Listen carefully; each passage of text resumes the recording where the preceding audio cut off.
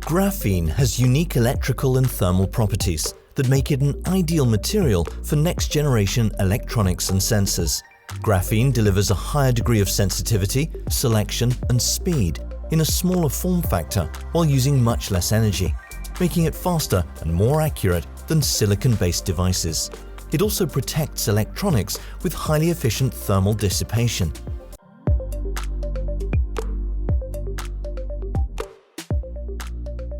My name is Terrence Barkin. I'm the Executive Director of the Graphene Council.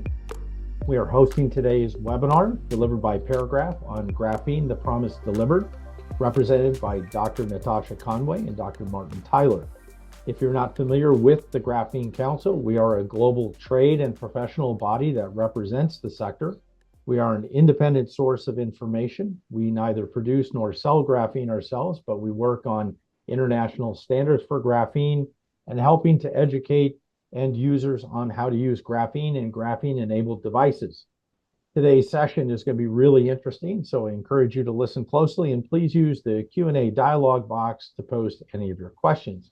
And with that, I'm now going to hand over to Dr. Natasha Conway from Paragraf. Thank you. Hi, Terrence, and thank you very much. My name is Natasha Conway. I'm here with my colleague Martin Tyler to talk through Paragraf's devices and how we're delivering on the promise of graphene. So what is the promise of graphene? Well, in 2004, graphene was discovered by Geim and Novoselov. They isolated graphene flakes using the Scotch tape method. That was essentially taking a lump of graphite and peeling a layer by layer with the Scotch tape until they got one atom thick, two-dimensional graphene. Then from that, they could transfer to standard semiconductor substrates and demonstrate the unique electronic properties of graphene in a lab-based environment. And that basically showed that the promise of graphene devices with new levels of performance that are not possible with 3D semiconductor materials. So moving now to where we are with Paragraf in 2024, we're seeing that promise being delivered with new levels of performance of electronic grade graphene and devices made by standard semiconductor processes, no longer using a piece of Scotch tape. We now have semiconductor processing for growing our electronic grade graphene. And that enables us to demonstrate graphene's unique electronic properties at a production scale in our graphene products. So before I go in to talk about the devices a bit more, we'll talk a bit about Paragraf's history. So we spun out from the University of Cambridge in 2017, and then we worked to develop our first graphene device prototype, which was our Hall sensor in 2019. That led to major industry partnerships, further proof of concepts, and in 2023, that was a key year for us with our first GHS products of the current form and supporting data acquisition units available for sale, as well as our second manufacturing site being set up and the acquisition of USA-based Cardea Bio, which enabled the accelerated development of our graphene field effect transistor. And Paragraf launched that most recently in April 2024, and Martin will be talking about that later. So Paragraf is now a global company. Our main HQ is near Cambridge in the UK. We have two sites there. Our first initial site, where we have our current production as well as research and development, has ISO standard clean rooms for supporting test analysis laboratories. And we also are proud to have a second site, which was opened in 2023, where it's going to enable the high volume manufacturing of our graphene devices in a device foundry. And we hope to have that commissioned by the end of 2024. As well as the highly experienced staff of 130 staff we have in the UK, we have global representation with a base in Paragraf in the USA, as well as representatives across Asia that enables us to talk directly to our potential customers, understand their challenges and how graphene can be used to solve those challenges. So arguably the biggest challenge for graphene electronics is how to make it at scale. You saw from my first slide that the initial method to make it was definitely not scalable with a piece of Scotch tape. And what sets Paragraf apart from other graphene companies is we are the first company in the world to have a method of depositing our graphene directly on semiconductor compatible substrates. So the graphene is grown directly on those target substrates. And that means that we don't have any issues with like transferring from a growth substrate to the final target substrate, which can cause damage and contamination. But as you can see from this process flow here, graphene growth is only the first step in the process. We need to make semiconductor compatible devices. We need to create the whole semiconductor process flow, both front end of line development, back end of line, and packaging towards our final product. Now, at some stages of this, particularly around the graphene growth and in the front end of line, we've had to develop very graphene specific processes and know-how. Towards the back end and line and packaging, we have been able to kind of not reinvent the wheel and use existing tools to scribe, isolate, and package our devices into final products that are very familiar to our customers, such as QFN packages and SOT23s. Now you can see also in this flow that at every stage there is metrology required. As you would expect in any standard scalable semiconductor process flow, we have to have the correct process control to ensure that we can deliver our graphene and our graphene devices. And again, in some of these cases, we can use standard metrology, and in some cases, we've set up our own bespoke metrology test setups to ensure that our graphene is of high quality. So a quick snapshot of our products and technologies. We have three main areas. Our first is our graphene Hall sensors, which has a wide range of applications due to its high sensitivity and noise tolerance. Around in applications include battery sensing in electric vehicles, other automotive positional sensing, industrial sensing, and medical applications. Martin will talk further about the graphene field effect transistors later. And also our third arm is our custom foundry services. Now here is our longer term research looking at RF front end by bringing the performance of graphene and other 2D materials to develop new circuits that are just not possible with existing 3D semiconductors. So I'll talk a bit more now about our graphene Hall sensors products. So a quick snapshot in Hall sensor basics in the diagram on the right hand side. So when you have a Hall sensor material, you can pass a current through it. And when you introduce a magnetic field, you distort that current and you can get a voltage response perpendicular to that current, which is proportional to the strength of that magnetic field. Now, graphene with its unique properties is ideal for Hall sensing applications. There are a number of features that lend to kind of good benefits for Hall sensors. I'll just touch on a couple in this slide. First of all, the low carrier concentration means we can have a very high sensitivity. And another key benefit is really about, and due to graphene's unique band structure, we can get a very wide range of field measurements without saturation or hysteresis. And you can see there are a number of other benefits, but I'm not going to talk too much about the benefits of graphene today, because what I'd like to talk about more is around how you develop products out of that graphene. So in terms of our product development for our graphene Hall sensors, what we want to do is demonstrate that we can make devices day in, day out, reliable process at our products, high volume product scale. So there's two key areas for the metrics. First of all, is we need to ensure that our graphene is production ready. And then secondly, we need to make sure we have production ready devices. Now, for our production ready graphene, we need to make sure that we have the same uniformity across the wafer so that all our devices have similar performance. And we also need to ensure that we have consistent performance over time, wafer to wafer, across production runs. And the third point is really key. We really need to make sure that our graphene is a very high quality electronic grade, so that you actually do get the properties of high mobility graphene into your devices. So going through the first part of that, sheet resistance uniformity across the wafer. You can see from the graph here, which is a terahertz spectroscopy of one of our wafers, that the sheet resistance is color coded and it's very uniform in terms of the blue for the majority of the wafer, showing that we've got good sheet resistance uniformity across the wafer. And we also need to ensure that not do we have it in just one wafer, but it's consistent over time. So the data here for each box plot on this data graph, there are 31 wafers in a wafer run, which shows that we have consistent performance within that wafer run. And the data was taken here for a specific recipe over several months. And you can see also that we have consistent sheet resistance performance for that recipe over that time. So we show that we both have the sheet resistance uniformity across a wafer and over wafer to wafer. Now, the next point is very key. We need to make sure that we've got high quality graphene, so it's electronic grade. And one of the key points I mentioned on the earlier slides was that our proprietary process enables us to grow graphene directly onto semiconductor compatible substrates. And that enables us to not have the contamination issues you have when you transfer graphene. So I have some X-ray photoelectron spectroscopy data here showing that our Paragraf graphene and sapphire has just two ingredients, the graphene carbon peak and the sapphire peaks of the substrate, aluminium and oxide. And I've also got a zoom in here in the box of the copper, iron and nickel, where you would expect to have peaks if there was some for those. And you can see that it's just noise in that area. There are no metal impurities detected in our spectra. And that's absolutely key for ensuring that we've got good quality contamination-free graphene. As well as contamination-free, we need to make sure that we have a low defect level.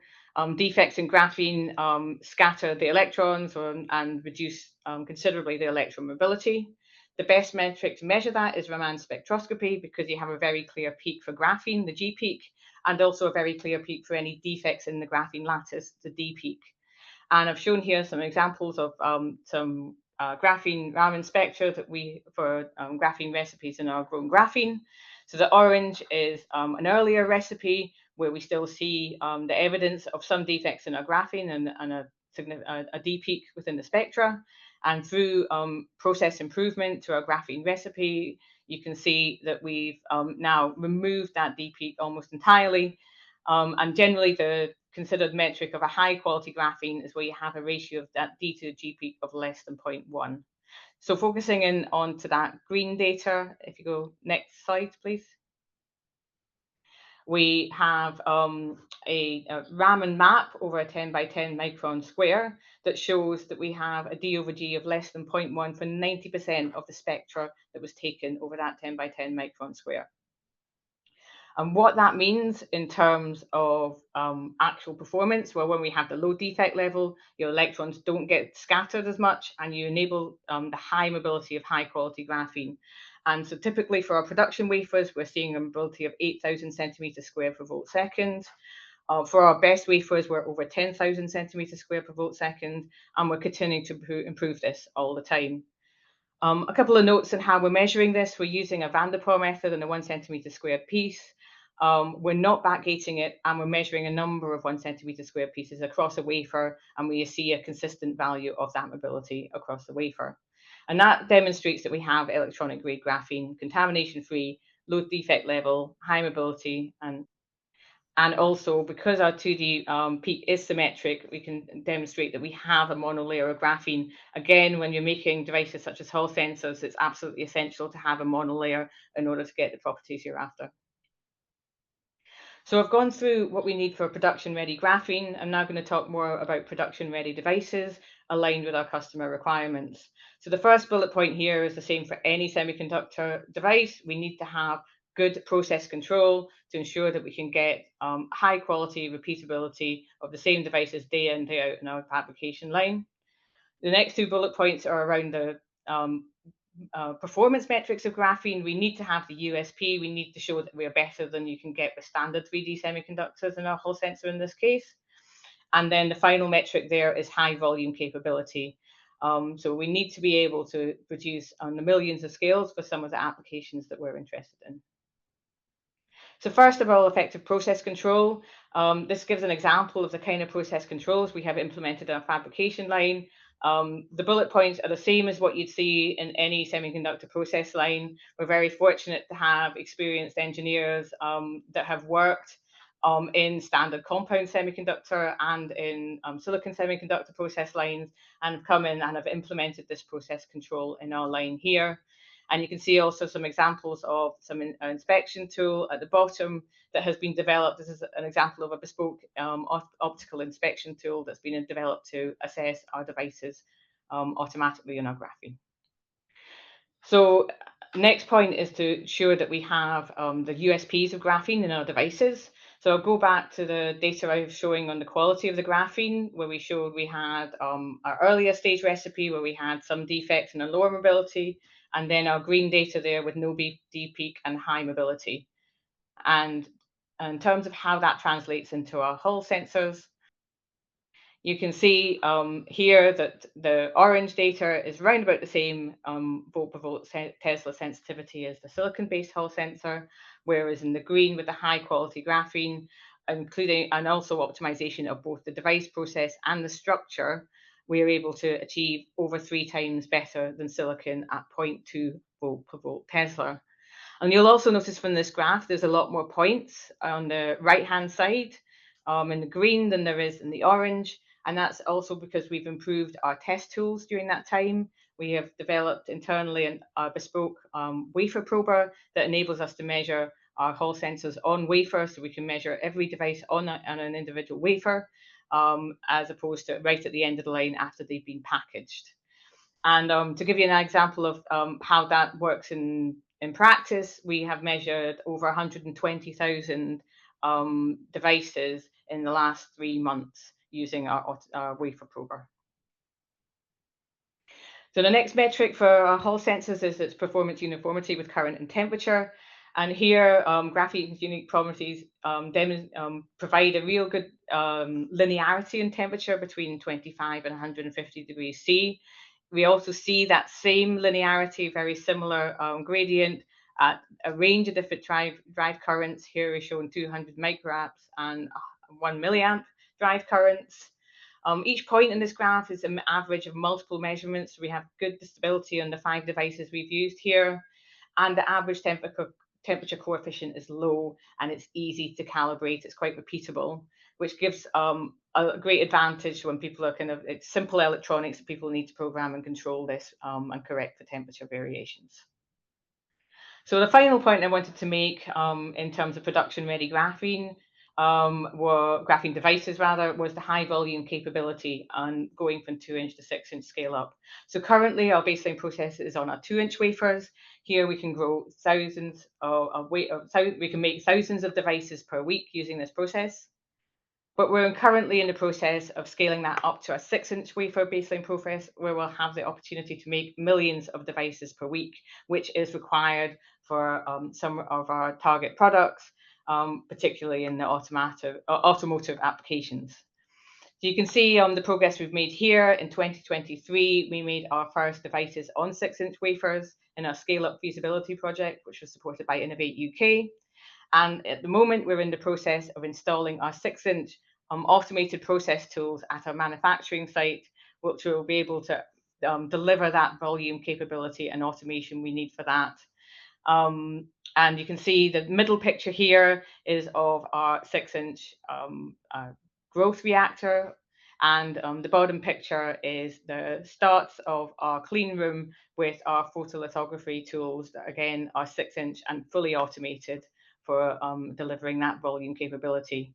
And this, again, we have some supporting funding from Innovate UK for this. And we started a scale-up project on the 1st of June with 4 UK partners to strengthen the supply chain for this scale-up in our manufacture. So in summary, we've demonstrated some key metrics, both for production-ready graphene and production-ready devices aligned with our customer requirements. And on our website, you'll find more information on our GHS products. We have 2 general purpose products that work at ambient temperatures and 3 that take advantage of graphene's properties at cryogenic temperatures for a range of different applications. In addition, we have some sensor test accessories that are available to buy also. And for each of these products, you will find on the website a datasheet that not only has key specifications such as sensitivity, but all the specifications and requirements that you would expect from a standard datasheet, as well as packaging information. And we're currently at the version 2 of these. We've recently updated those. As we improve our process and we tighten our specifications and improve our Hall sensors, we update the specifications on the datasheets. So with that, I'd like to hand over to Martin to talk about our GFET platform. Lovely, thank you, Natasha. Yeah, so I'm Dr. Martin Tyler, technical lead in the GFET research department here at Paragraf. And yeah, like Natasha said, I'm going to spend a bit of time talking about our GFET PVO1 product. So we launched this in April of this year. It's a little gated GFET. And it's really been designed for large-scale proof of concept tests, designed for kind of ease of use and handling, ease of functionalization as well. So hopefully just an all-round easy-to-use product that we can display some of our high-quality graphene in.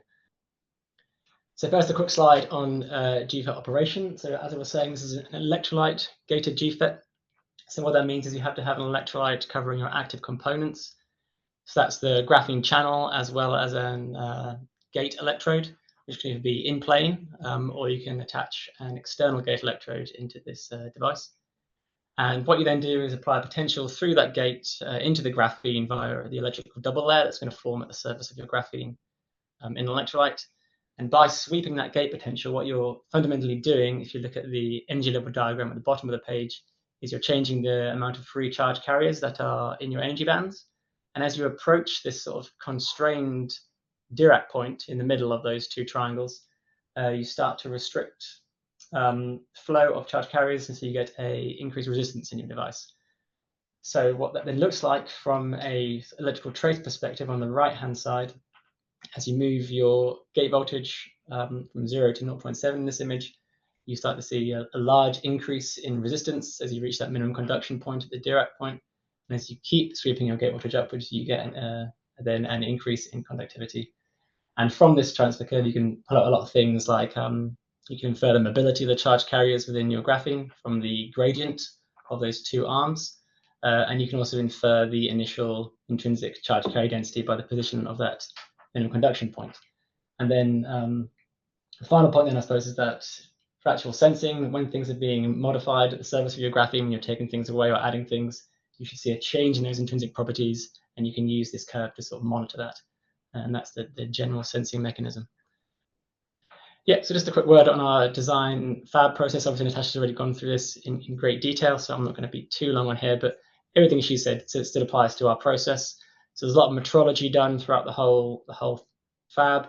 That's at every single stage when we grow graphene directly on the substrate, post front end of line where we fabricate these devices on a wafer, and then also post back end of line and packaging, have final product testing there, all to ensure that the quality of this graphene is as we say it is.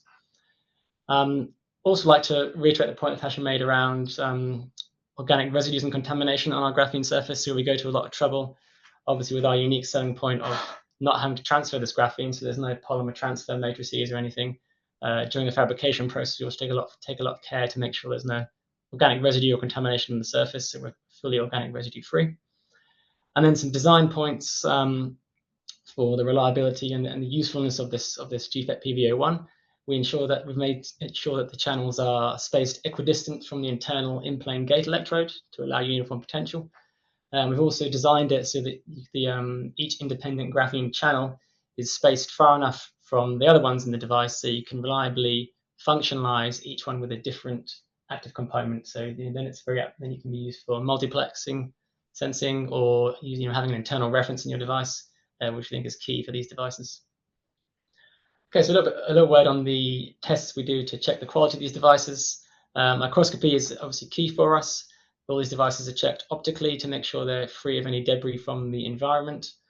And then we also check for nanoscale contamination. So I'm showing here a typical AFM image, atomic force microscopy, of our devices. And you can see the graphene wrinkles in that image as well as the underlying substrate, but very much nano contamination free from that perspective. So I'm very happy with that. So if you go next slide. So as well as microscopy, we do a good amount of spectroscopy on our devices.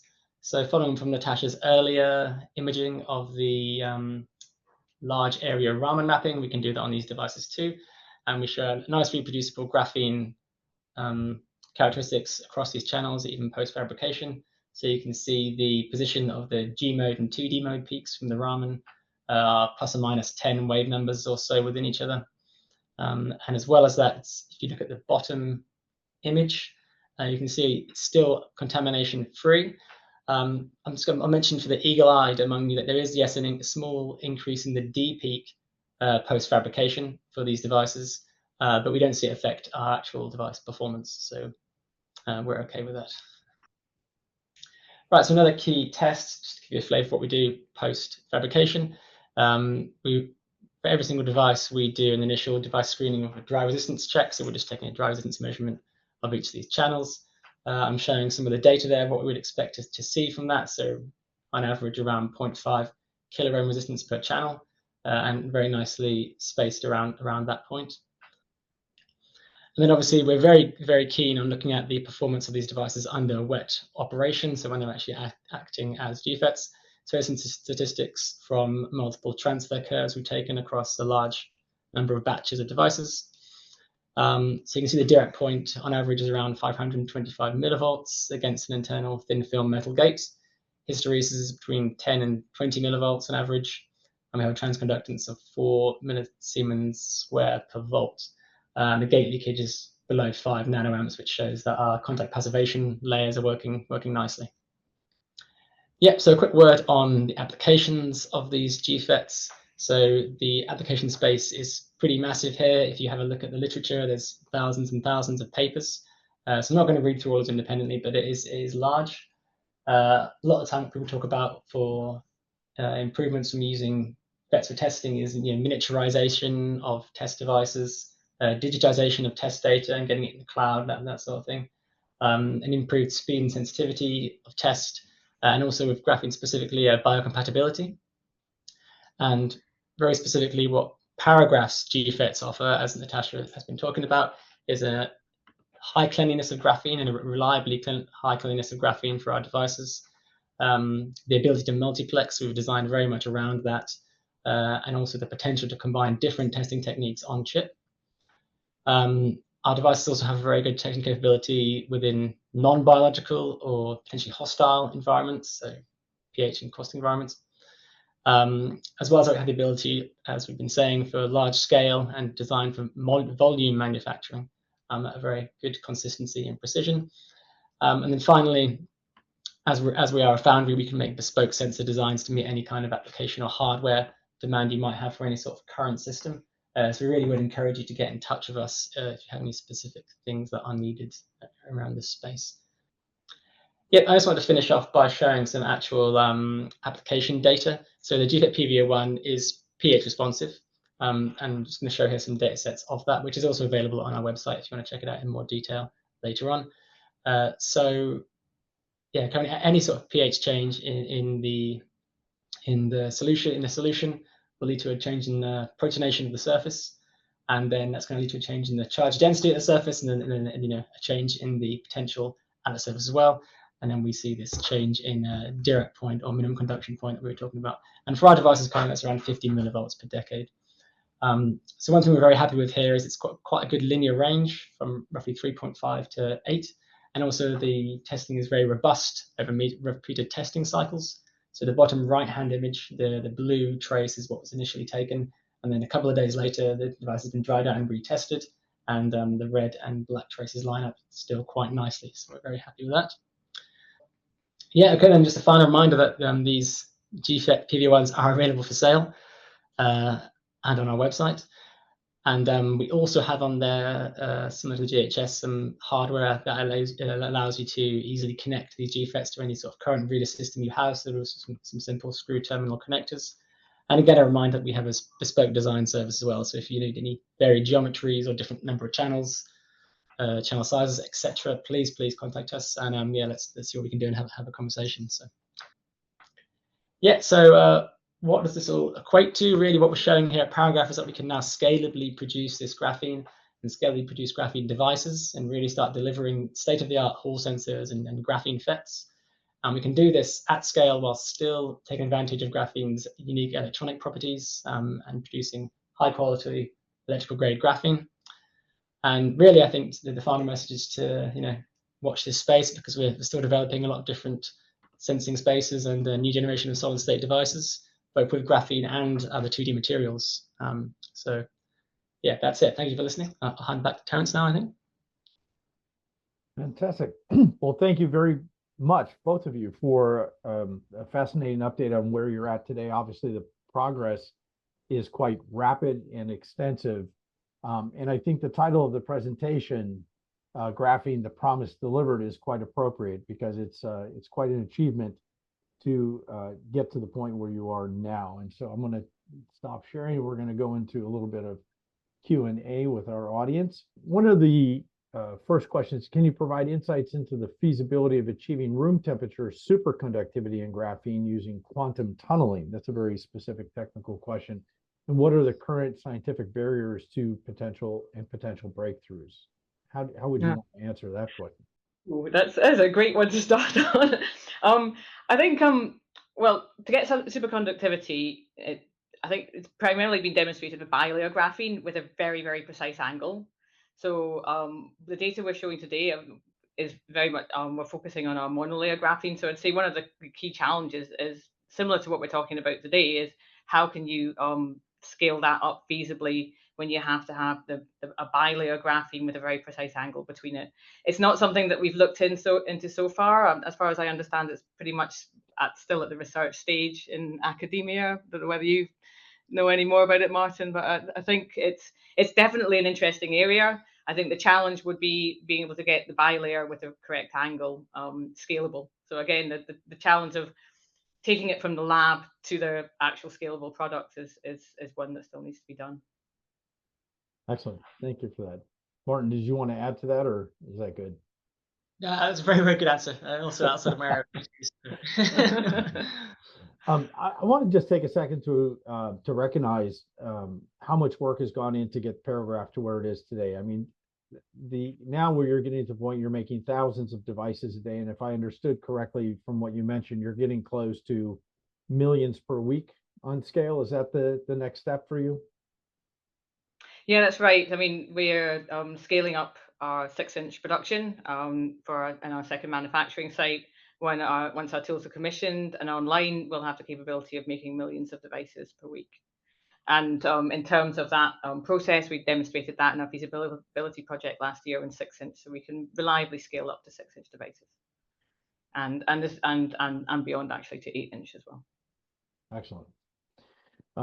There are a couple of questions now coming in from our audience, which we appreciate. So if you guys see anything in particular you'd like to address, feel free to jump in on that. But there is a question here. What is your confirmatory test for having a monolayer graphene? Is it only Raman spectroscopy, or do you confirm it by other tests as well? Raman's the main one, I think, but other tests as well. I mean, basically wouldn't get the sensitivity behavior, the linearity behavior we see. All of the electronic properties are indicative of monolayer graphene as well. But primarily, our main metric is from the Raman.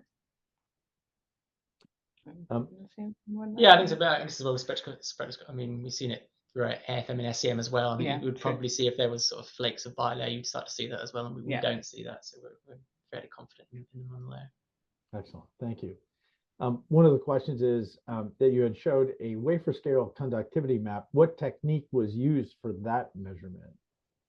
That was terahertz spectroscopy. And it was actually done in collaboration with Brotemics at their site. Excellent. I have a question for you. It seems to me that the heavy lifting has been done in terms of the technology. You've demonstrated some really sophisticated techniques for quality control to get into semiconductor level quality of production and quality control. And you've seen a clear, obviously, improvement in the performance level of your devices, higher sensitivity, et cetera. What is the next biggest barrier, do you think, to adoption on this large commercial scale now that you've overcome some of these major hurdles? I think for the Hall sensors, or maybe I'll answer the Hall sensors and then I'll pass over to Martin for the GFETs. I think for the Hall sensors, a lot of our applications require automotive qualification, so we need to also set up our reliability analysis techniques. And that's part, I mentioned we have a Innovate project that we've just started. We're working with the University of Glasgow and a company called Cupio to develop those reliability testing techniques for our devices. And then we need to make sure we get our devices automotive qualified. And I think part of that challenge is the time scale it takes for some of those automotive qualifications as well. That makes sense. And Martin? I think with the GFET product, it's a lot nearer. We still need to get a lot more proof of concept and preliminary data sets out there using these GFETs. So that, I mean, the barrier to that is a similar thing. There's going to be a lot of regulation down the line, but at the moment it's gathering and getting those initial data sets, with collaborators. Yeah, that makes perfect sense. So if I paraphrase this, I think now it seems like the perfect time for potential end users of these devices to engage with you, having some confidence that the quality is there and the production volume is there, and now it's just to put them into practice. Is that a fair Yeah, reset? fair comment. Yeah. And there is a question, and of course, this is the question everybody loves. Where can we buy the Hall effect devices and the graphene FETs in the USA? Well, we can deliver them for the USA from our UK website. So currently, please connect to our website. Excellent. There's another question. And we have also, as I mentioned, we have US support. So if there's any kind of discussions or support needed in terms of the setup and testing, then we have people in the US that can come and help set up those sensors. Absolutely. And as the Graphene Council, we try to monitor the commercialization, excuse me, the commercialization trends in the field. And you mentioned it briefly, but the acquisition of CardioBio, which obviously had a lot of inroads into biotech sensing and analytics, I think that was a major step for the company as well when you guys acquired CardioBio and incorporated that into Paragraf. One of the questions, I know that some of these things you may not be able to answer because they may be commercially sensitive, but one of the questions is what kind of substrates can you deposit graphene onto? Good question.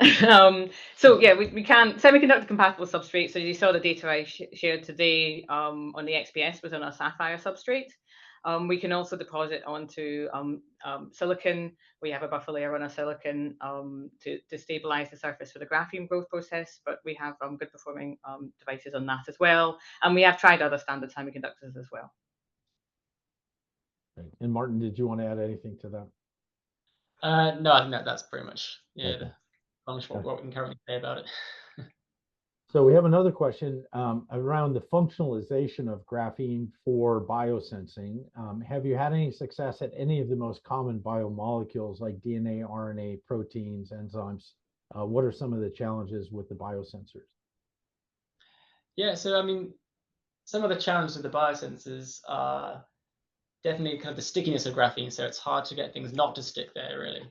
But we can definitely deposit biomolecules that are bioactive on the surface, and we proved that with independent methods like ELISA, etc. Thank you.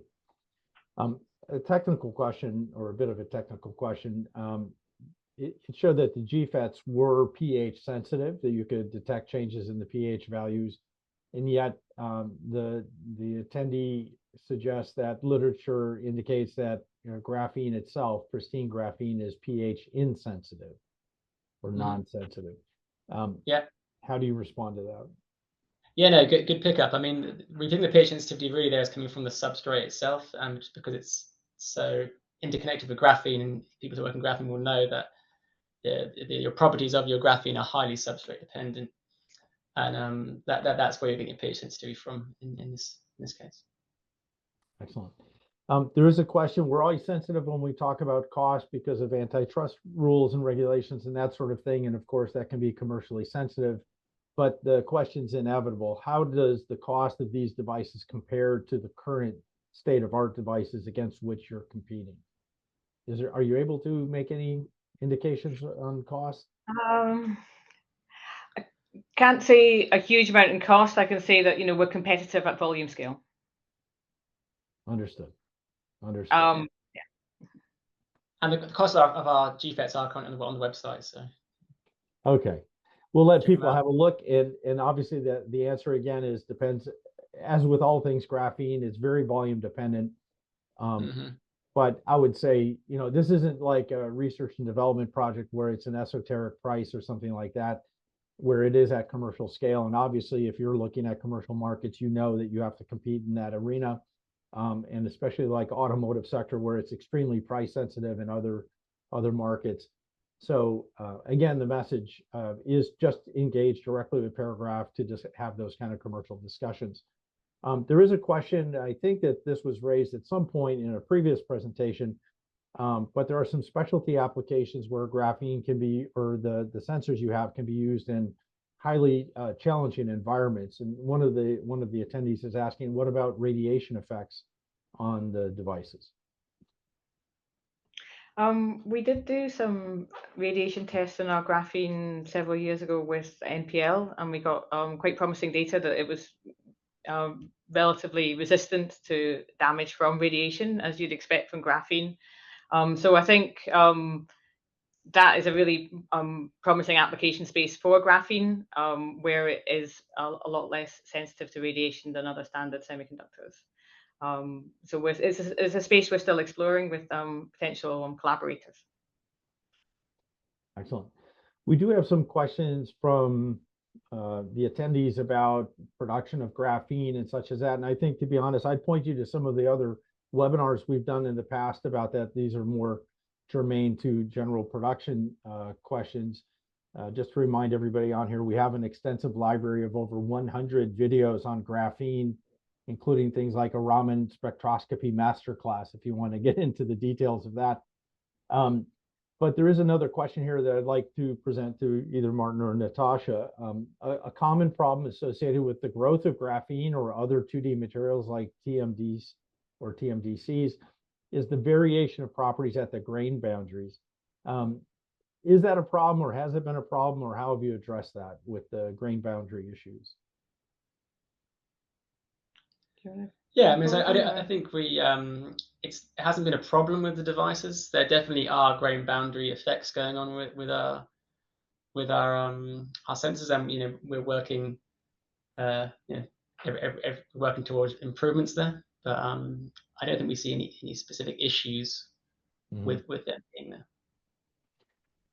And I think for the GFETs you showed, there's an extremely broad range of potential applications. One of the attendees is asking specifically about space-related applications. Anything specific to that?